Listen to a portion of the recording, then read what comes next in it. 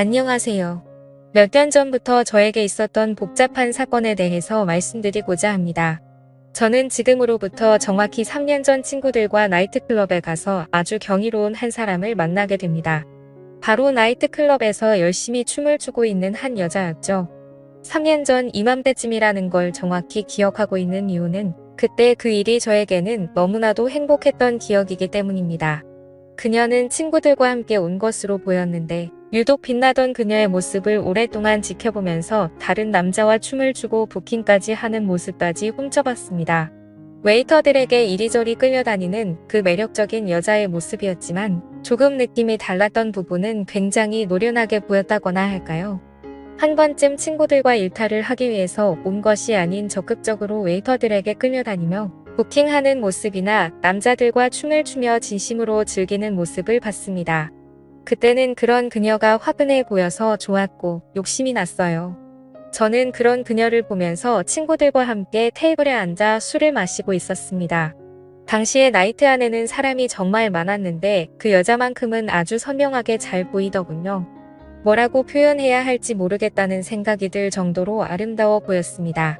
저와 제 친구들은 그 여자 무리를 보며 완전히 꽂혀버렸고 합석을 한번 도전해보자고 이야기를 꺼냈습니다.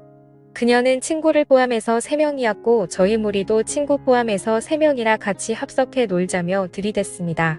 친구들은 그냥 가볍게 생각하는 것 같았지만 제 눈에는 그 여자가 너무나 예뻐 보여서 도저히 놓치기 싫더라고요. 그 여자들도 저희가 싫지 않았는지 합석하자는 제안에 알겠다고 대답했습니다. 그때 제 친구들과 그녀의 친구들은 정말 많은 술을 마시고 밤새 재미있게 이야기하며 놀았습니다. 헤어질 때쯤에는 번호 교환에 성공했고 그 이후로도 계속해서 그녀에게 연락하면서 사귀자고 직진했고 사귄 후에는 나이트에서 봤던 화끈했던 그녀와 다르게 조신하고 참한 모습의 결혼까지 하자고 몰아붙였습니다. 도저히 후진이라는 게 없었습니다. 그녀만 생각하면 제 안에 있는 피가 끓어오르는 기분이었고 오직 직진밖에 할 수 없었죠. 저희는 그렇게 뜨겁게 사랑했고 결국 깊은 사이가 될 수 있었습니다. 저는 그때도 친구들과 어쩌다 한번 가보게 된 것이고 평소에는 나이트클럽을 가지 않는 스타일입니다. 그러나 제 아내는 노는 걸 워낙에 좋아해서 그런지 나이트를 자주 가고 싶어하는 여자였습니다. 처음 그녀를 나이트에서 봤을 때부터 그 노련함이나 잘 노는 분위기가 심상치 않았는데 역시나 그렇게 노는 걸 어마어마하게 좋아하는 사람이더군요. 주변 사람들은 나이트클럽 좋아하는 여자랑 결혼하는 건 좀 그렇다며 붙고 반대를 하는 분들도 많았습니다. 당장에는 문제가 안 되지만 나중에 그런 것 때문에 반드시 문제가 생긴다면서 말이죠. 하지만 저는 그녀를 좋아하는 마음에 결혼까지 추진하는 과정을 멈출 수 없었고 그런 아내의 모습까지 좋아서 결국 결혼까지 했습니다. 그리고 나이트클럽에 좀 가면 어떻습니까? 나이트에 간다는 것 자체가 바람이라고 볼 수도 없는 것이고 알아서 조심하면서 놀면 되지 않겠냐고 안일하게 생각했습니다. 솔직히 말씀드리면 저도 과거가 그다지 깨끗하지만은 않은 편이니까 말이죠. 솔직히 털어서 문제 안 나는 사람은 없는 거 아니겠습니까? 취미가 무엇이냐에 따른 차일 뿐이지 나이트에 가면 사고치고 나이트 안 가고 다른 모임 나가면 사고 안 칩니까? 산악 모임에만 나가도 불륜이 천지라고 하는데 그렇다고 사람이 집에만 처박혀서 살 수도 없는 노릇이잖아요. 아무튼 저는 이런 생각을 가지고 그녀와 결국 결혼을 했고 1년 만에 예쁜 딸을 낳아 키우고 있었습니다. 결혼 후 아내는 가정과 육아를 성실하게 돌봤습니다. 저도 열심히 돈을 벌어 아내에게 가져다 주었습니다. 회사 일로 바쁘긴 했으나 아내가 이해해 주리라 믿었습니다. 아내는 산후 우울증과 육아 스트레스로 힘들어 하긴 했으나 그럴 때마다 나이트클럽 좀 다녀오면 안 되냐고 물었습니다. 가서 미친 듯이 흔들고 가볍게 몇 잔 걸치면 답답했던 마음이 뻥 뚫릴 것 같다고요. 저는 몰래 가지 않고 남편인 저에게 허락을 구해줘 고맙다고 했지요. 그때 나이트에서 만났던 친구들과 간다기에 저는 가라고 했습니다. 솔직히 말해 뭔 짓을 할 여자는 어떻게 막아도 하고 안 할 여자는 남자들이 많은 나이트클럽에 던져놔도 안 합니다. 그리고 부부 사이에는 믿음이라는 게 중요한 만큼 육아에 지친 아내를 배려하고자 했습니다. 그리고 제 아내는 어디 가서 사고 칠 만한 사람이라고 생각을 하지 않았거든요. 저랑 만났을 때에도 사고 치지 않고 건전하게 놀았기 때문이죠. 제 아내에게는 여동생이 한 명 있는데 다행히 처제도 제 아내를 많이 도와줬습니다. 결혼 후에 임신한 아내를 옆에서 많이 돌봐주고 출산 후에도 든든한 지원군이 돼주는 처제가 참 고맙기는 하지만 사실 이 처제가 처가 되기 위해서는 고민 그 자체였습니다. 지금까지 시집을 가지 않고 노처녀로 남아있는 처제의 혼인 문제는 늘 집안에서 화두가 될 정도의 문제였고 장모님과 장인어른 입장에서도 얘가 언제쯤 시집을 갈 수 있을지 늘 걱정을 하셨습니다. 지금까지 번듯하게 뭐 하나 해놓은 것도 없고 인물도 그다지 뛰어난 편이 아니라 누가 데리고 가기나 하겠냐며 말이죠. 저는 처제에게 좋은 남자를 소개시켜주는 게 어떨까 싶어서 한번 물어봤습니다. 그러자 처제는 자기는 원래 결혼을 하지 않고 살고 싶었는데 언니가 애 낳고 행복하게 살고 있는 모습을 보니까 자기도 요즘에는 너무 결혼이 하고 싶어졌다며 결혼하고 싶은 생각이 조금씩 들기 시작한다고 했습니다. 그래서 저는 처제에게 친한 친구를 소개해 주었습니다. 하지만 처제는 생각보다 굉장히 숙맥이라서 태어나서 남자도 한 번 사귀지 않았고 나이트클럽조차도 가본 적이 없는 사람이었습니다. 제 아내와는 완전 반대였죠. 처음엔 처제가 내숭을 부린다고 생각했는데 알고 보니 32살이라는 지금 나이까지 공부만 하고 살았다네요. 취업 후에는 집과 회사만 오갔고요. 제 친구를 소개시켜준 후에 한 달 정도가 지났을 때쯤에 문득 이 사실이 생각나서 처제에게 물어봤습니다. 제가 소개시켜줘 놓고도 그 사실을 까먹고 신경을 쓰지 않고 있었거든요. 그래서 제 친구랑은 요즘에 어떻게 되고 있냐고 물어보니 처제는 제 친구가 너무나 마음에 들어서 몇 번 만나다가 본격적으로 연인 관계로 만나자는 식으로 말했고 그렇게 본격적으로 연애를 했다고 하더라고요. 근데 문제는 사귄 지 2주 만에 헤어졌다는 겁니다. 저는 처제에게 자세한 이야기를 들어봤는데 친구 녀석이 완전히 쓰레기처럼 행동을 한 것 같더라고요. 그래서 저는 곧장 친구에게 연락을 했습니다. 우리 처제가 너한테 무슨 잘못을 해서 그렇게 쓰레기 같은 행동을 했냐고 했더니 완전히 펄쩍 뛰면서 오해하지 말라는 겁니다. 친구는 처제와 만나면서 있었던 일을 자세히 해주더라고요. 외모는 마음에 드는데 성격이 너무 부드러워서 재미가 없고 마음이 여린 사람이라는 게 티가 나서 상처 주지 않을까 늘 걱정이었는데 진짜 별것도 아닌 걸로 울면서 전화가 오고 집착도 심해서 너무 힘들었다고 하더라고요. 연락이 1시간만 안 돼도 바로 전화가 오고 어떤 날에는 자고 일어났더니 전화가 20통 넘게 와 있고 지금 뭐하냐 누구랑 있는데 답장을 안 보내냐면서 소리를 지르기도 한다는 겁니다.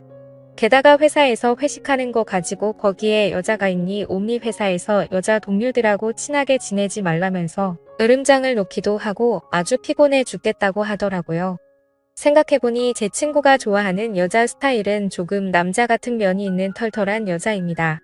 그렇게 만남을 이어가다가 좋아하는 마음이 식어버려서 남자가 이별 통보를 했는데 처제는 여전히 제 친구에게 마음이 남아있었고 연애 경험이 별로 없는 여자라 그런지 상처 아닌 상처를 받게 된 처제를 옆에서 지켜보며 열심히 위로해줬습니다. 요즘 같은 세상에 이렇게 남자를 모르는 여자도 있구나 싶으니까 한편으로는 귀엽기도 하면서 한편으로는 굉장히 답답하더라고요. 전혀 쿨하지 못한 처제를 보니 참 피곤한 성격이라는 생각이 들었고 왜 지금까지 남자들을 만나지 않고 사는지 훤히 보이는 느낌이라고 할까요? 그래서 참 답답했습니다. 근데 진짜 문제는 소심한 처제가 아니라 그걸로 난리를 치는 장모님이었습니다. 장모님이 저에게 전화해서는 어떤 놈을 소개해줬기에 자기 둘째 딸이 요즘 이렇게 침을 하냐며 저보고 책임을 지라고 큰 소리를 치는 겁니다. 실컷 남자 소개시켜줬더니 본인이 제대로 못한 걸 저한테 책임지라고 하는 걸 보고 참 짜증이 났습니다. 이래서 누가 잘 되든 못 되든 오지랖 넓게 행동하면 안 된다 싶더군요. 그래도 아내의 동생이니까 이 정도로 신경 써주려고 했는데 앞으로 완전히 신경을 꺼야겠다 싶더라고요. 장모님께도 자초지종을 말씀드리고 우울한 처제를 위로하고 달래주기 위해 오랜만에 저녁이나 먹자고 했습니다. 오늘은 형부인 제가 금액에 상관없이 무조건 맛있는 걸 쏘겠다고 하면서요. 처제는 탐탁치 않게 여겼으나 제가 뭘 잘못한 것도 아니니까 딱히 눈치 보지 않고 그녀의 팔목을 붙잡고 여기저기 데리고 다니며 기분 전환을 시켜줬습니다. 저는 처제와 바다에 드라이브 가서 밤 공기를 맞으면서 좀 걷다가 근처의 포장마차에서 꼼장어도 먹고 강가에 앉아 맥주캔을 마시면서 많은 이야기를 나누었습니다. 저희는 깔깔거리며 웃고 속에 있는 깊은 이야기를 나눴죠. 방 공기는 참 차갑고 한편으로는 참 따뜻했습니다. 그렇게 처제는 이제 좀 괜찮아졌다면서 신경 쓰지 말라고 하더군요. 마음에 드는 남자한테 차이니까 괜히 서글펐다면서 신경 쓰게 해서 미안하다는 말을 하더군요. 그 이후로 이제 좀 평화로운 날이 오나 싶었는데 갑자기 엉뚱한 곳에서 문제가 터졌습니다. 그 문제의 원인은 제 아내였어요. 아내가 나이트클럽에서 만났다는 남자가 한 명 있는데 그 남자와 3개월째 연락을 주고받았다는 걸 제가 알게 된 겁니다. 우연히 아내의 핸드폰을 보고선 이런 사실을 알게 된 것이죠. 원래 남의 핸드폰은 잘 훔쳐보는 스타일이 아닌데 자꾸만 늦은 밤에 문자가 왔다는 진동이 자주 울려서 안 그래도 이상하다 싶었는데 이때다 싶어서 보게 된 것이었습니다. 전부터 이상하다는 생각은 했으나 그럴 때마다 아내는 친구에게서 온 문자라며 거짓말을 했었거든요. 그런데 그게 알고 보니 남자였고 그냥 남자도 아니고 믿고 가라고 놔둔 나이트클럽에서 만난 남자였다는 사실에 너무 화가 났습니다.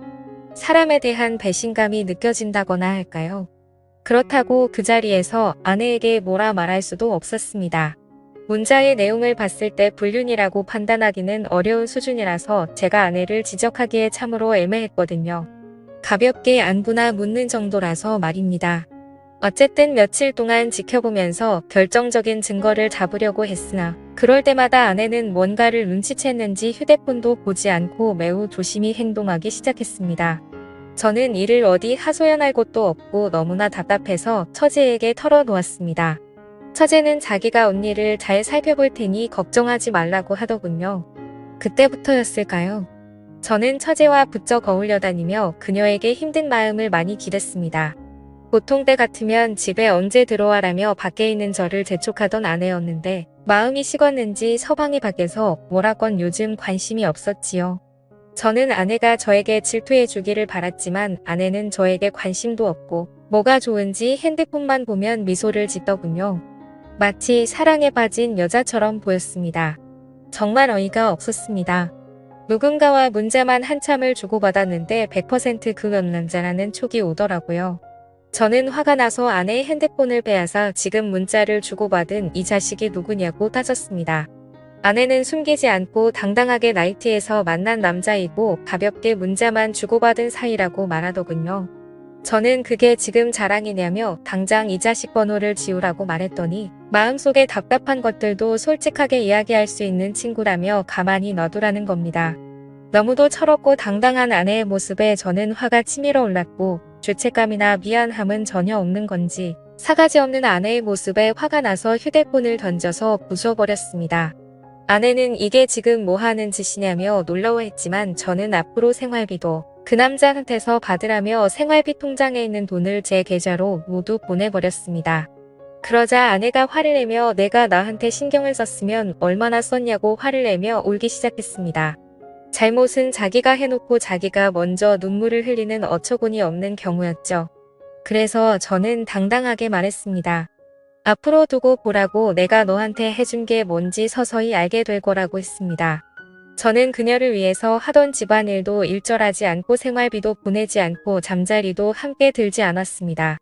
그녀에게 해주던 모든 경제적 지원과 평소에 베풀던 배려들을 모두 끊어버렸습니다.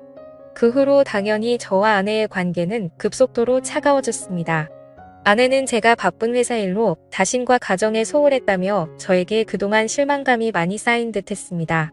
밖에서 돈 벌어오는 것도 모자라서 그런 걸로 태클까지 거는 게 짜증나서 저는 아내에게 나가서 돈을 벌어오라고 말했죠. 그렇게 오랫동안 냉전이 계속됐는데 처제는 힘들어하는 저를 보면서 많은 위로를 해주었습니다.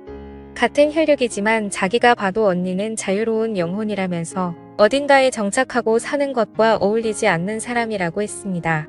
그래서 언니가 결혼한다고 할 때 집안 식구 모두 놀랐답니다. 처제와 많은 이야기를 주고받으며 소주만 한 잔 두 잔 마시다 진탕 취하도록 술을 마셔댔고 저와 처제는 필름이 끊겼지요. 며칠 후 아내는 저에게 미안하다고 사과를 했지만 저는 답답한 결혼 생활 못하겠으니 이혼하자고 말을 꺼냈습니다. 저는 당연히 올 것이 왔다고 생각하며 알겠다고 대답했습니다. 그렇게 일사천리로 이혼을 진행한 후에 얼마 되지 않아 아내의 소식을 들었는데 정말 너무나도 충격적이고 저를 괴롭게 만드는 사실을 한 가지 듣게 됐습니다. 그때 그 나이트클럽에서 만난 남자와 동거를 하고 있다고 하더군요. 저와 이혼을 하려고 했던 것은 자신의 삶을 살기 위해서가 아니라 결국 그 남자와 함께 살기 위해서 그랬던 것이었죠. 저는 다시 한번 그녀에게 배신감이 쏟아올랐고 집안을 뒤집어 놓았습니다. 그러자 장모님과 장인어른도 저에게 사과를 하며 저에게 용서를 구했습니다. 근데 그런 일이 있게 된 지 하루 만에 처제가 제 아기를 가진 것을 알게 되면서 이제는 제가 장모님과 장인어른에게 사과해야 하는 상황이 왔습니다. 아마 전쟁터도 이보다 더 난장판은 아닐 거라는 생각이 들 정도로 복잡한 상황이 계속 터진 것이죠. 제 삶이 완전히 통째로 엉켜버렸다는 생각이 들더라고요. 나이트에서 만난 아내는 나이트에서 결국 바람이 나버리고 제 친구와 연애하던 처제는 결국 제 아이를 임신해버린 지금의 상황 말입니다. 한 달 전 처제와 많은 이야기를 주고받으며 소주를 진탕 취하도록 마셨을 때 필름이 끊겼고 저와 처제는 서로 눈이 맞아 버렸던 거죠. 그날 처제와 연인처럼 서로의 마음을 확인하였고 저를 사랑한다는 처제에게 언제부터 저를 좋아하게 됐냐 물었지요. 제가 소개해준 후배에게 차이고 나서 우울해 있을 때 제가 처제 팔목을 붙잡고 함께 데이트했을 때부터 저를 마음에 두기 시작했다고 하더군요. 그때 그 밤 공기를 잊을 수 없다며 저와 미래를 생각했다고 말했습니다. 그 말을 듣는데 정말 쉽게 사랑에 빠지는 여자라는 느낌을 또 받았습니다. 저는 집안 망신이니 처제에게 아기를 지우라 말한 장모님과 장인어른을 찾아가 공손히 말씀드렸습니다. 처제와 결혼해서 애를 낳고 함께 살겠다고 말입니다. 솔직히 말하면 처제에게 마음이 있던 것은 작은 이유였고 진짜 함께 살려고 마음먹은 핵심적인 이유는 아내에 대한 복수심 때문이었습니다. 저는 장모님 장인의 허락을 받지는 못했으나 아이는 내팽개쳐도 외간 남자와 바람난 아내를 보니 정말 참을 수가 없더군요. 그녀에게 치욕을 안겨줘야겠다고 생각합니다. 저는 처제에게도 크게 관심이 없고 이제 이 집안은 진절머리가 납니다. 저는 오직 저의 아이만 있으면 되고 바람나서 떠나간 아내를 어떻게 더 치욕스럽게 만들지 고민해봐야겠습니다. 이런 저를 이해하실 수 있나요? 저도 잘 모르겠네요. 오늘의 사연 여기까지입니다. 지금까지 읽어주신 모든 분들 감사합니다. 구독과 좋아요 알림 설정 눌러주세요. 그럼 모두들 행복한 하루 보내세요.